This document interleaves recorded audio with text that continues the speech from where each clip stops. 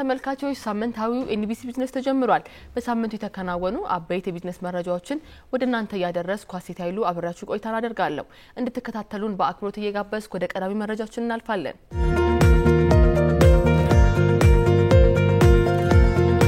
ፕሬዝዳንት ታዬ አስቀስላሴ በ6ኛው የኢፌዴሪ የህዝብ ተወካዮች ምክር ቤትና 5ኛውን የፌዴሬሽን ምክር ቤት የሥራ ዘመን መክፈቻ ስነ ስርዓት ላይ የመንግስትን የ2018 የትኩረት አቅጣጫዎችን በዝርዝር አቅርበዋል። በ2018 ይከናወናሉ ተብለው ከተቀመጡ ተግባራት መካከልም ዜጋን ማዕከል ያደረገ ብሔራዊ ደህንነትን ማረጋገጥ፣ ኢትዮጵያን በአባይና በቀይ ባህር መካከል የምትገኝ ሀገር እንደመሆኗ መጻኢ ዕድሏን ለማጠናከር የሚያስችሉ ትብብሮችን ማድረግ ቀጣይ የመንግስት የትኩረት አቅጣጫዎች ናቸው ብለዋል። በተያዙ በጀት ዓመትም 9% የሀገር ውስጥ ጠቅላላ እድገትን ለማስመዝገብ ውጥን ተይዟል። ተመልካቾች ይህንን ጉዳይ በዝርዝር ተከታትለን እንመለሳለን። በ2018 በጀት ዓመት 9% ጠቅላላ የሀገር ውስጥ ምርት እድገትን ለማረጋገጥም ይተጋል። ለዚህ እቅድ ስኬታማነትም መንግስት ምርትን በብዛት በአይነት በጥራት ያሳድጋል። ተወዳዳሪ የወጪ ንግድ ወይም ኤክስፖርት እድገት ፈጣንና ቀጣይነት ያለው ኢኮኖሚ ለመገንባት በሚያስችል ስልት ተግባራዊ ይደረጋል። ምርታማነትን የሚያሳድጉ አካሄዶችን፣ የግሉ ዘርፍ ተሳትፎን የሚጨምሩ ስትራቴጂዎችን፣ ሀገራዊ ቁጠባና ኢንቨስትመንትን የሚያጎለብቱ ስልቶችን ተግባራዊ ለማድረግም ይሰራል።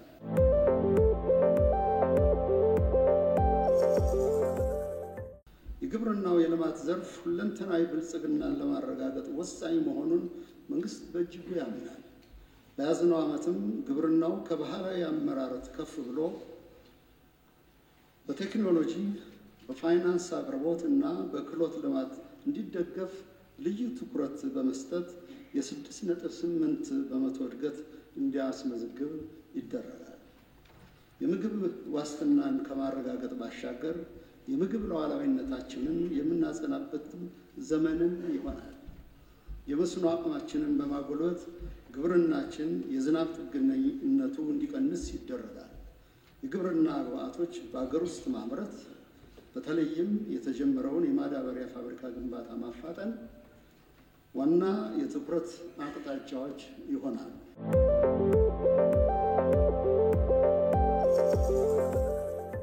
ለግሉ ዘርፍ ምቹ ሁኔታ መፍጠር በኢንዱስትሪ ዘርፍ ጉልህ ተሳትፎ እንዲኖረው ይደረጋል። የሀገር ውስጥ ባለሀብቶች በዘርፉ እንዲሰማሩ የኢንቨስትመንት፣ የምርት ማሳደግ፣ የገበያ ማፈላለግ እና የቴክኖሎጂ ድጋፎች በስፋት እንዲቀርቡ ይደረጋል። በያዝነው ዓመት ለዘርፉ እድገት ወሳኝ ለሆኑት የሰለጠነ የሰው ኃይልና እውቀት እንዲሁም ከፍተኛ ካፒታል ለሚጠይቁ አምራች ኢንዱስትሪዎች ትኩረት ይሰጣል።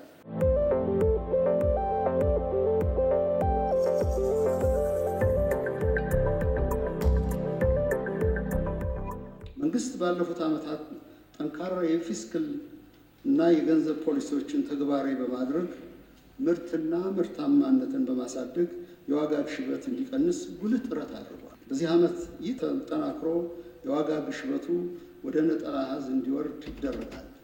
ምርታማነትን በማሳደግ አቅርቦትን በማሻሻል የዋጋ ግሽበትን ትንተና አቅምን በማዳበር የግብይት ስርዓቱን በማዛመን እንዲሁም በከተማ ግብርና፣ በሌማት ትሩፋት፣ በስንዴ ልማትና በኢንዱስትሪ የማምረት አቅም የተገኙ ውጤቶችን በማስጠበቅ የዜጎች የኑሮ ጫና ለማቃለል ይሰራል።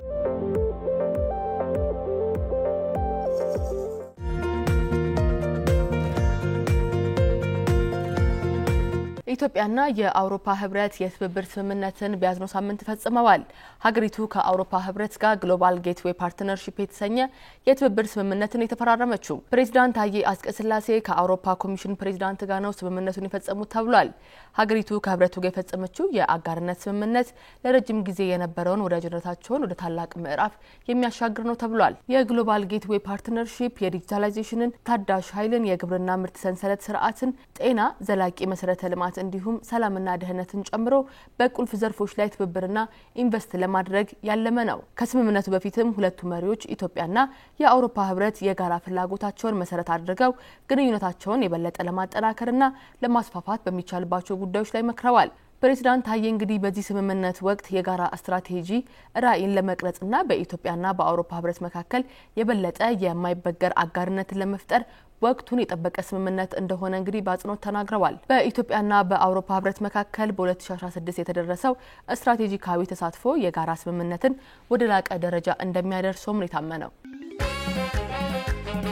ለአዲስ ዘመን ከዘመን በቋሚነት የሚሰጥ የላቀ ደንበኞች አገልግሎትና ውጤታማነት ለህቀትን በሚገልጽበት በዚህ ዓለም የባንክ ምርጫው ሁሉንም ነገር ይናገራል። የውጭ ምንዛሪ ማስተላለፍ በተመለከተ እምነት በጣም አስፈላጊ ነገር ነው። የእርሶ ምርጫ የሚያከብረውና የሚያስቀድመውን ዘመናዊ የባንክ አጋር መምረጥ በጥራት ማመንን ያሳያል። አሁን ደግሞ ዘመን ባንክን ለመምረጥ ሌላ ተጨማሪ ምክንያት አለ። የተጨማሪ 6% ጉርሻ። የሚልኩትን ገንዘብ ማድረስ ወይም የሚላክሎትን ገንዘብ መቀበል ብቻ በቂ አይደለም። በላቀ ደንበኞች አገልግሎት ሲሆን የአክብሮት መገለጫም ነው። ትዊንስ፣ ዌስተርን ዩኒየን፣ ዳሃብሽል፣ ካሽጎንና ያያን ከመሳሰሉ አስተማማኝ ከሆኑ ዓለም አቀፍ የገንዘብ አስተላላፊዎች ጋር አብረን ስለምንሰራ ከውጭ ሀገራት የሚላክሎትን ገንዘብ በላቀ አገልግሎት ከእጆ ይገባል። ዘመን ባንክ እርሶ ክቡር ደንበኛችን የሚሰጡንን እምነት ዋጋ የሚሰጥ ባንክ ነው። ከነሐሴ 20 እስከ መስከረም 30 ቀን 2018 ዓ.ም ድረስ በዓለም አቀፍ የገንዘብ አስተላላፊ ድርጅቶች ከየትኛውም የዓለም ክፍል የውጭ ምንዛሪ ሲቀበሉ ተጨማሪ የ6% ጉርሻ ይቀበላሉ። ዘመን ባንክ የላቀ አገልግሎት ማዕከል።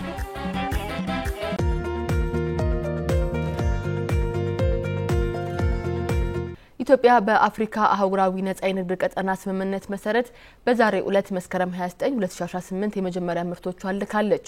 የንግድና ቀጠናዊ ትስስር ሚኒስቴር ኢትዮጵያ የአፍሪካ አህጉራዊ ነጻ የንግድ ቀጠና ግብይትን ለመጀመር በርካታ ተግባራትን ስታከናውን መቆየቷን በመግለጽ የተለያዩ ምርቶችን በመላክ የንግድ ተግባራዋን መጀመሯን ገልጿል። ኢትዮጵያ በዚህ ቀጠና የአህጉሪቱን 1.3 ቢሊዮን የሚጠጋ ህዝብና 4.4 ትሪሊዮን የአሜሪካ ዶላር ግምት ያለው የተቀናጀ የጠቅላላ የሀገር ውስጥ ምርት የያዘውን ግዙፍ የአፍሪካን ገበያ ለመቀላቀል እንዲሁም በቀላሉ ምርቶቿን ለማድረስ ያስችላታል ነው የተባለው። የሀገር ውስጥ ምርቶችን የውጭ ገበያን እንዲያገኙ በማድረግ የኢንዱስትሪ ዘርፉን በማጠናከር የውጭ ምንዛሬ የምታገኝበትንም አቅም ይጨምራል። ከዚህም ባለፈ ደግሞ ሀገሪቷ ከአፍሪካና ከዓለም አቀፍ አጋሮች ጋር በመተባበር በንግድና በኢንቨስትመንት ያላትን አቅም እንድታጠናክር ያስችላል። ሀገሪቷ ምርቶቿን በኢትዮጵያ አየር መንገድ ካርጎ፣ ስጋ፣ አትክልትና ፍራፍሬን እንዲሁም በየብስ ትራንስፖርት ደግሞ ቡና፣ የጥራጥሬ ምርቶችንና የቅባት እህሎችን ልካለች። ተመልካቾች በዚህ ጉዳይ ላይ እንግዲህ ሰፋ ያለ ዘገባን አዘጋጅተናል። እሱን ተከታትለን የምንመለስ ይሆናል። በኢትዮጵያ የመጀመሪያው የአፍሪካ ነጻ የንግድ ቀጠና ግብይት ስርዓት ተጀምሯል። ስርዓቱ ኢትዮጵያ በየብስና በአየር ወደ ተለያዩ የአፍሪካ ሀገራት ምርቶቿን መላክ የሚያስችላት ነው ተብሏል። የማስጀመሪያ መርሃ ግብሩን አስመልክቶ በተዘጋጀ መድረክ ንግግር ያደረጉት የንግድና ቀጠናዊ ትስስር ሚኒስትር ካሳሁን ጎፌ ኢትዮጵያ ከፍተኛ የውጭ ምንዛሬ ባስመዘገበችበት ማግስት እንዲሁም የታላቁ የኢትዮጵያ ህዳሴ ግድብ በተመረቀበት ዓመት ነጻ የንግድ ትስስር መጀመሯ ትልቅ ብስራት ነው ብለዋል። ይህ የአፍሪካ ትልቁ የታዳሽ ኃይል ማመንጫ ፕሮጀክት በአፍሪካ ቀንድና አካባቢው ለሚሊዮኖች ብርሃን ከመሆኑ ባሻገር ለኢትዮጵያና ለቀጠናው የኃይል አቅርቦትን በማሻሻል የኢንዱስትሪ እድገትን ለመደገፍ አዳዲስ ንግድ ዕድሎችን ከመፍጠር ባሻገር የኤሌክትሪክ አገልግሎትን ወደ ጎረቤት ሀገራት በመላክ የውጭ ምንዛሪ ግኝት በማሳደግ ቀጠናዊ ትስስር እንደሚያጠናክር ይታመናል። በዚህ ድል ላይ ድርብ ድል የሆነልን ይህ የነጻ ንግድ ቀጠና ጅማሯችንም የሀገራችንን የንግድ ታሪክና የግብይት አድማሳችንን ልክ የሚያሰፋ በመሆኑ ብቻ ሳይሆን ከአፍሪካውያን ወንድሞቻችን ጋር አብረን ለማደግ ያለንን በዘመናት የማይናወጥ ጽኑ መሻት የሚያስረግጥ የሚያጸናልን በመሆኑ ትርጉሙ እልፍ ነው። የአፍሪካ የነጻ የንግድ ግብይት ከአፍሪካ አንድነት መመስረት እስከ አጀንዳ 2063 ውጥኖች አንዱ መሆኑም ተገልጿል። ውጥኑ በአውሮፓውያኑ 2018 በሩዋንዳ ኪጋሊ በተደረገ ስምምነት የተጀመረ ሲሆን አሁን ላይ ኢትዮጵያን ጨምሮ 54 የአፍሪካ ሀገራት የተጣመሩበት ግዙፍ አህጉራዊ ትስስር ነው ተብሏል። የአፍሪካ አህጉራዊ ነጻ ንግድ ቀጠና ስምምነት ከንግድ ስምምነቶች ሁሉ በላይ ነው። ከሸቀጦችና አገልግሎቶች ንግድ ባሻገር የኢንቨስትመንትና የንግድ ውድድር ፍትሃዊነትን የሚደነግጉ ፕሮቶኮሎችን፣ የዲጂታል ንግድን ማስተግበሪያና የአእምሯዊ ንብረት መብት ጥበቃ ፕሮቶኮሎችና የሴቶችና ወጣት ነጋዴዎችን በአፍሪካ አህጉራዊ ነጻ ንግድ ቀጠና ስምምነት ተጠቃሚ የሚያደርጋቸውን ማዕቀፍ እንዲሁም በንግድ ሂደት ውስጥ ለሚፈጠሩ አለመግባባቶች የመፍቻ ስርዓትን ያካተተ በውስጡም በርካታ የንግድና ንግድ ነክ ጉዳዮችን ያቀፈ ነው። ነጻ ንግድ ቀጠናው በ1.4 ቢሊዮን የህዝብ ብዛትና ከ3.4 ትሪሊዮን ዶላር በላይ ጂዲፒ ያላቸው የአፍሪካ ህብረት አባል ሀገራትን ያካተተ ነጻ ንግድ ቀጠና ነው። የአፍሪካ አህጉራዊ ነጻ የንግድ ቀጠና ከንግድ ስምምነት የተሻገረና ለአባል ሀገራት የኢኮኖሚ ትራንስፎርሜሽን እና እድገት ለማምጣት የሚያስችል መሆኑም ይገለጻል። የኢንዱስትሪ እድገት፣ የገበያ ማስፋፋት፣ የውጭ ኢንቨስትመንት ማስፋፋትና የውጭ ንግድ እድገት ካበርክቶዎቹ ጥቂቶቹ ናቸው። የአፍሪካ አህጉራዊ ነፃ ንግድ ቀጠና ስምምነት የትግበራ ስትራቴጂ ዝግጅት ሲሆን ኢትዮጵያ ይህን ስምምነት በተሳካ ሁኔታ መሬት ለማውረድ ብሔራዊ የትግበራ ስትራቴጂ አዘጋጅታለች። ይህ የትግበራ ስትራቴጂ እንደ ፖሊሲ ማዕቀፍ ሆኖ የሚያገለግል ሲሆን በቀጣይ 5 ዓመታት ስምምነቱን በተሳካ ሁኔታ ለመተግበር መስራት ያለበትን ስትራቴጂካዊ ዓላማዎችን በውስጡ ይዟል።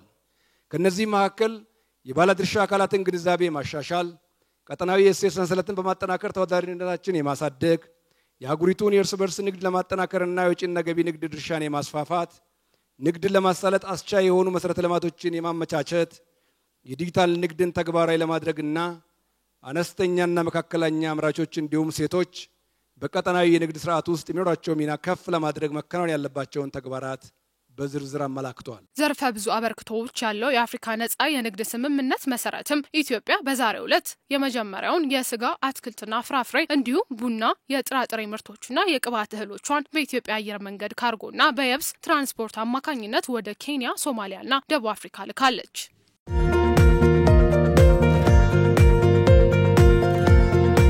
የዓለም ባንክ ኢትዮጵያን ጨምሮ ከሰሃራ በታች ያሉ የአፍሪካ ሀገራትን እድገት ትንበያ ያሳወቀው በያዝነው በዚህ ሳምንት ነው። ከሰሃራ በታች ያሉ የአፍሪካ ሀገራት በተያዘው ዓመት ፈጣን የሆነ እድገት እንደሚያስመዘግቡ ባንኩ አስታውቋል። ፖሊሲ አውጪዎች የዋጋ ንረትን ለማረጋጋት የወሰዱት እርምጃ እንደ አንድ ምክንያት ያቀረበው የዓለም ባንክ በሚቀጥሉት 2 ዓመታት ደግሞ እድገቱ እንደሚቀጥል ጠቁመዋል። እድገቱ በሚያዝያ ወር ከነበረው 3.5 በመቶ ወደ 3.8 በመቶ የጨመረው እንደ ኢትዮጵያ ባሉ ሀገራት የውጭ ምንዛሬና የዋጋ ንረትን በማረጋጋትና የወለድ ቅነሳን በማከናወናቸው ነው ሲል ባንኩ በየ2 ዓመቱ በሚያወጣው ዘገባ አመላክቷል። በቀጠናው ትላልቅ የምጣኔ ሀብት አላቸው ከሚባሉት ሀገራት መካከል የኢትዮጵያን፣ ናይጄሪያንና አይቮሪ ኮስትን የምጣኔ ሀብት እድገት ትንበያዎችን ባንኩ አሻሽሏል። አፍሪካ ኒውስ እንግዲህ በዘገባው እነዚህ ምቹ ሁኔታዎች የግል ፍጆታና ኢንቨስትመንት እንዲጨምሩ ምክንያት ሆኗል ሲል ነው ያሰፈረው። በሚቀጥሉት 2 ዓመታት ውስጥ ደግሞ አመታዊ አማካኝ እድገቱ ወደ 4.4 በመቶ ከፍ እንደሚልም ነው ባንኩ የገለጸው። ይህም 4.3 በመቶ ከነበረው የመጀመሪያው ትንበያ ጭማሪን ያሳየ ነው ተብሏል። የዓለም ባንክ ከቀጠናው 47 ሀገራት መካከል የ30ዎቹን ሀገራት ምጣኔ ሀብታዊ እድገት ትንበያ ከፍ አድርጎ ተሻሽሏል ሲል በሪፖርቱ አመላክቷል። የዜጎች ገቢ በዚህ ዓመትና በሚቀጥሉት 2 ዓመታት ደግሞ በፍጥነት ያድጋል ሲል ነው ባንኩ የገለጸው። የቀጠናው ምጣኔ ሀብት በአሜሪካው ፕሬዝዳንት ዶናልድ ትራምፕ ፖሊሲዎች ምክንያት በተፈጠረ የንግድ አለመረጋጋት እየተፈተነ መሆኑንም እንግዲህ ባንኩ አልሸሸገም። በተጨማሪም ከፍተኛ የብድር ጫናና በሚሊዮን የሚቆጠሩ ወጣቶች ስራ አጥ መሆናቸው ለአካባቢው እንዲሁም ደግሞ ለቀጠናው ሀገራት ስጋትን የፈጠረ ነው ብሏል። የዓለም ባንክ እንግዲህ መንግስታት አነስተኛና መካከለኛ ኩባንያዎችን ለማጎልበት እንዲሁም ደግሞ የንግድ ሁኔታቸውን ለማሻሻል የስራ እድሎችን በመፍጠር ላይ እንዲያተኩሩ አሳስቧል። ለአዲስ ዘመን ከዘመን በቋሚነት የሚሰጥ የላቀ ደንበኞች አገልግሎትና ውጤታማነት ልህቀትን በሚገልጽበት በዚህ ዓለም የባንክ ምርጫው ሁሉንም ነገር ይናገራል። የውጭ ምንዛሪ ማስተላለፍ በተመለከተ እምነት በጣም አስፈላጊ ነገር ነው። የእርሶ ምርጫ የሚያከብረውና የሚያስቀድመውን ዘመናዊ የባንክ አጋር መምረጥ በጥራት ማመንን ያሳያል። አሁን ደግሞ ዘመን ባንክን ለመምረጥ ሌላ ተጨማሪ ምክንያት አለ። የተጨማሪ 6 በመቶ ጉርሻ። የሚልኩትን ገንዘብ ማድረስ ወይም የሚላክሎትን ገንዘብ መቀበል ብቻ በቂ አይደለም። በላቀ ደንበኞች አገልግሎት ሲሆን የአክብሮት መገለጫም ነው። ትዊንስ፣ ዌስተርን ዩኒየን፣ ዳሃብሽል፣ ካሽጎንና ያያን ከመሳሰሉ አስተማማኝ ከሆኑ ዓለም አቀፍ የገንዘብ አስተላላፊዎች ጋር አብረን ስለምንሰራ ከውጭ ሀገራት የሚላክሎትን ገንዘብ በላቀ አገልግሎት ከእጆ ይገባል። ዘመን ባንክ እርሶ ክቡር ደንበኛችን የሚሰጡንን እምነት ዋጋ የሚሰጥ ባንክ ነው። ከነሐሴ 20 እስከ መስከረም 30 ቀን 2018 ዓ.ም ድረስ በዓለም አቀፍ የገንዘብ አስተላላፊ ድርጅቶች ከየትኛውም የዓለም ክፍል የውጭ ምንዛሪ ሲቀበሉ ተጨማሪ የ6 በመቶ ጉርሻ ይቀበላሉ። ዘመን ባንክ የላቀ አገልግሎት ማዕከል።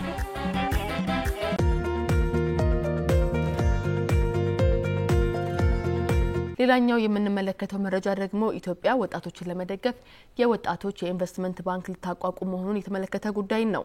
የስራና ክህሎት ሚኒስቴር በአፍሪካ ልማት ባንክ ለወጣቶች የስራ እድል ፈጠራ ማስፋፊያ ድጋፍ ባገኘው መሰረት የወጣት ስራ ፈጣሪዎች ኢንቨስትመንት ባንክ ለማቋቋም የሚያስችል የመግባቢያ ስምምነትን ከኢትዮጵያ ኢንቨስትመንት ሆልዲንግስ ጋር ተፈራርመዋል። ወጣት ስራ ፈጣሪዎች ለመደገፍ እንግዲህ ያለመው ይህ ስምምነት በስራና ክህሎት ሚኒስቴር ሙፈሪያት ካሚልና በኢትዮጵያ ኢንቨስትመንት ሆልዲንግስ ዋና ስራ አስፈጻሚ ዶክተር ብሩክ ታዬ ተፈጽሟል። ሚኒስትር ሙፈሪያት ባንኩ የፈጠራና አዋጭ የንግድ ሀሳብ ላላቸው ወጣቶች የፋይናንስ እድሎችን እንደሚሰጥ እንግዲህ በስምምነቱ ወቅት አብራርተዋል። የኢትዮጵያ ኢንቨስትመንት ሆልዲንግስ ዋና ስራ አስፈጻሚ ዶክተር ብሩክ ታዬ ስምምነቱ የገንዘብ እጥረት ያለባቸው ወጣት ስራ ፈጣሪዎችን የገንዘብና የንግድ ድጋፍ እንዲያገኙ ያደርጋል ብለዋል። የወጣቶች ስራ ፈጣሪ ኢንቨስትመንት ባንክ በአፍሪካ ዙሪያ በወጣቶች የሚመሩ ንግዶች የፋይናንስና ሌሎች ድጋፎችን ለመስጠት በአፍሪካ ልማት ባንክ የተዘጋጀ ሲሆን ኢትዮጵያም የዚህ ድል ተጠቃሚ መሆን ችላለች። በ17 ሚሊዮን ዶላር ድጋፍ ከ30 ሺህ በላይ ወጣቶች የሚመሩትን ንግዶች እንደሚደግፍና ከ120 ሺህ በላይ የስራ ዕድሎችን እንደሚፈጥር ይጠበቃል።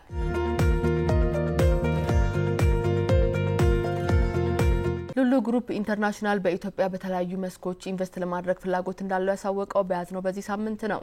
በተባበሩት አረብ ኤሚሬቶች መቀመጫውን ያደረገው ግዙፉ ሉሉ ግሩፕ ኩባንያ በኢትዮጵያ በንግድ በሎጂስቲክና በምግብ ማቀነባበሪያ ዘርፎች ኢንቨስት ለማድረግ ከፍተኛ ፍላጎት አለኝ ብሏል። የሉሉ ግሩፕ ሊቀመንበር ዩሱፍ አሊ ሙሳሊያ በአቡዳቢ በኢትዮጵያ ኢንቨስትመንት ኮሚሽን ዘለቀ ተመስገን ጋር በተለያዩ ጉዳዮች በመከሩበት ወቅት ነው በሀገሪቷ መዋዕለ ንዋያቸውን ፈሰስ ለማድረግ ፍላጎት እንዳላቸው የገለጹት። በምክክራቸውም የኢትዮጵያ ልዑክ ቡድን በቅርቡ በኢትዮጵያ በንግድ ዘርፍ ለውጭ ኢንቨስተሮች የተከፈቱትን አዲስ እድሎችን አብራርተዋል። የሉሉ ግሩፕ በመጀመሪያ በሎጂስቲክና በምግብ ማቀነባበሪያ ዘርፎች ላይ ኢንቨስት እንደሚያደርግ የገለጸ ሲሆን በቀጣይ በጅምላና በችርቻሮ ንግዶች ላይ ፊቱን እንደሚያዝርም አስታውቋል። ለዚህ ደግሞ ኩባንያው ቅድመ ጥናት ለማድረግ ባለሙያዎቹን በቅርቡ ወደ ኢትዮጵያ እንደሚልክም ገልጿል። የሉሉ ኩባንያ በቀን ከ56 ሺህ በላይ ደንበኞችን የሚያገለግል ሲሆን ግዙፍ ከሚባሉ የችርቻሮ ኩባንያዎች መካከልም ተጠቃሽ ነው። በአረብ ባህረ ሰላጤ ሀገራት፣ በደቡብ እስያና በህንድ ከ252 በላይ ሱፐርማርኬቶችን በመክፈት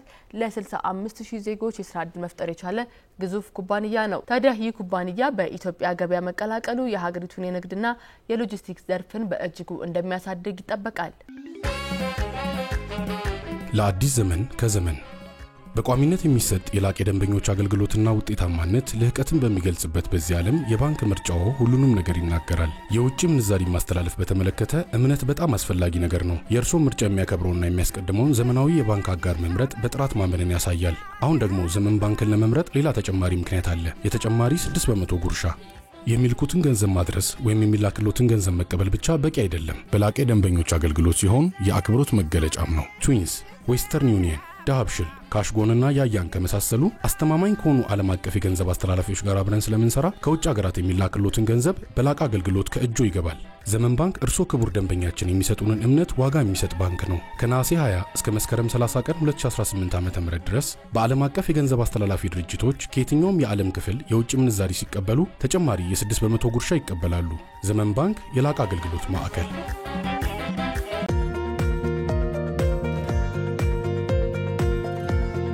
ከቡና ወጪ ንግድ 546 ቢሊዮን ዶላር ተገኘ። ባለፉት 2 ወራት ብቻ ከ80 ሺህ ቶን በላይ ቡና ወደ ውጭ በመላክ 546 ሚሊዮን ዶላር ገቢ መገኘቱን ያስታወቀው የኢትዮጵያ ቡናና ሻይ ባለስልጣን ነው።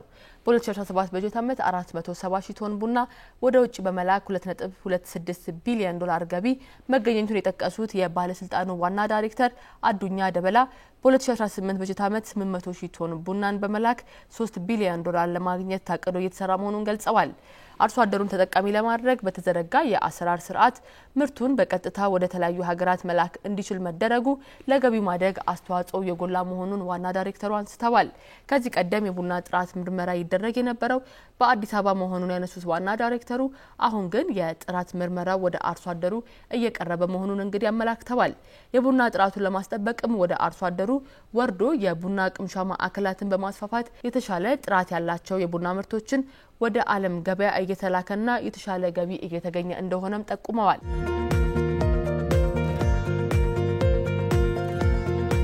ተመልካቾች የኤንቢሲ ቢዝነሳችን ወደ እናንተ መድረሱን ቀጥሏል። ኢትዮጵያና ደቡብ ኮሪያ በዲጂታል ካርታና ከተማ ልማት ትብብር ስምምነትን የተፈራረሙት በያዝነው በዚህ ሳምንት ነው። የከተማና መሰረተ ልማት ሚኒስቴር ከደቡብ ኮሪያ የመሬት መሰረተ ልማትና ትራንስፖርት ሚኒስቴር ጋር በዲጂታል ስፓሻል መረጃ ስርዓቶችና ዘመናዊ የመሬት አስተዳደር ላይ በጋራ ለመስራት የሚያስችላቸውን የ5 ዓመት የትብብር ስምምነትን ፈጽመዋል። ኢትዮጵያ የደቡብ ኮሪያን የቴክኖሎጂ ልምድ በመጠቀም የመሬት አስተዳደርና የከተማ መሰረተ ልማት አመራርን ለማሻሻል ስምምነቱ መልካም እድል እንደሚፈጥር ታምኖበታል። በመሬትና ካዳስተር አስተዳደር ስራዎችን ማቀላጠፍ ላይ ትኩረቱን ያደረገው ስምምነቱ ኢትዮጵያ በከተማ ልማት ዘርፍ እያደረገች ያለችውን የዲጂታል ትራንስፎርሜሽን እድገትን እንደሚያፋጥንም ተመላክቷል። በተለይም ኢትዮጵያ ደቡብ ኮሪያ በስማርት ከተማ ቴክኖሎጂና በጂኦስፓሻል መረጃ ልማት ያላትን የላቀ ልምድ በመቅሰም እየተሸጋገረች ላለችበት ዘመናዊ የከተማ ልማትና አስተዳደር ወሳኝ ሚና ይኖረዋል ተብሏል። ይህ እንግዲህ የ5 ዓመት ስምምነት የጋራ እውቀትንና ቴክኖሎጂን በመጠቀም ኢትዮጵያ በዲጂታል ሽግግር እንድትራመድ ያላትን ቁርጠኝነት የሚያመላክት ነው። ሁለቱ አካላት ለዘመናዊ የከተማ ፕላንና ቀልጣፋ የመሬት አስተዳደር የሚረዱ የዲጂታል መንትዮችን አሊያም ዲጂታል ትዊንስን ጨምሮ የላቀ ቴክኖሎጂ መድረኮችንና ዘመናዊ የቦታ መረጃ ስርዓቶችን ለመገንባት በጋራ ለመስራት ስምምነቱ ያስችላቸዋል። ከዚህም በተጨማሪ እንግዲህ ስምምነቱ የተሳካና ዘላቂ ትብብርን ለማረጋገጥ የሚያስችሉ ጠንካራ የባለሙያዎችን ልውውጥና የክህሎት ግንባታም ፕሮግራሞችን ያካተተ ነው። የመሬት ምዝገባን ዘመናዊና በቴክኖሎጂ ታገዘ በማድረግ የመሬት አስተዳደር ስርዓት ግልጽና ቀልጣፋ እንዲሆን ያደርጋል ተብሏል። ይህ በኢትዮጵያና በደቡብ ኮሪያ መካከል የተደረገው ስምምነት ለኢትዮጵያ በከተማ ልማት ዘርፍ ትልቅ ምዕራፍ እንደሚከፍትላት ታምኖበታል።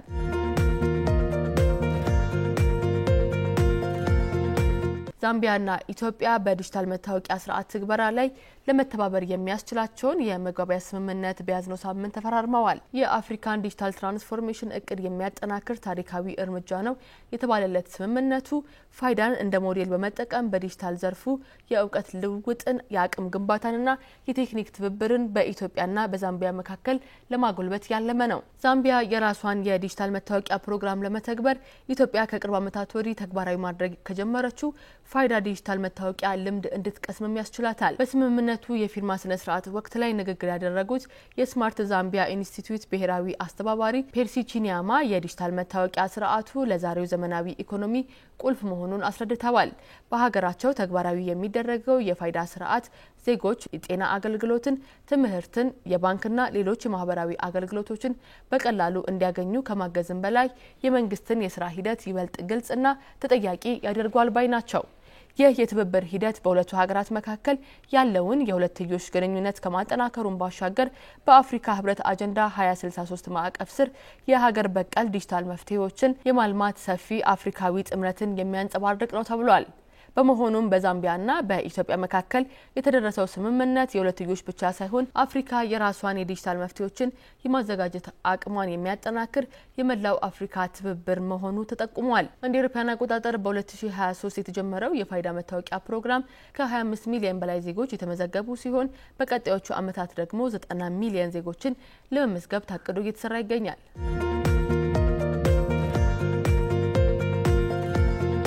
ተመልካቾች የዛሬው ኤንቢሲ ቢዝነሳችን የተከታተላችሁትን ይመስል ነበር።